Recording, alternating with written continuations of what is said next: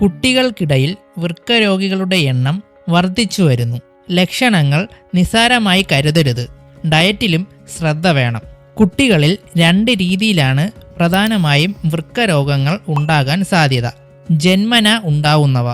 ജന്മനായുള്ള വൃക്കകളുടെ വൈകല്യങ്ങൾ, മൂത്രനാളിയിലെ തടസ്സങ്ങൾ തുടങ്ങിയ അവസ്ഥകൾ. പിൽക്കാലത്ത് ഉണ്ടാകുന്ന വൃക്കരോഗം. അണുബാധകൾ, രോഗപ്രതിരോധ വ്യവസ്ഥയിലെ തകരാറുകൾ, പ്രമേഹം, ഉയർന്ന രക്തസമ്മർദ്ദം പോലെയുള്ള അവസ്ഥ വൃക്കരോഗത്തിന് കാരണമാകുന്നു.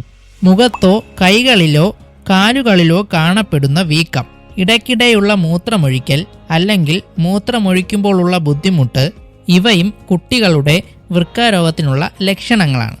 മൂത്രത്തിൽ രക്തത്തിൻ്റെ സാന്നിധ്യം അല്ലെങ്കിൽ പിങ്ക് നിറത്തിലോ കോളയുടെ നിറത്തിലോ ഉള്ള മൂത്രം, ഉയർന്ന രക്തസമ്മർദ്ദം, വിശപ്പില്ലായ്മ, ഓക്കാനം, ഛർദി എന്നിവയുമാണ്.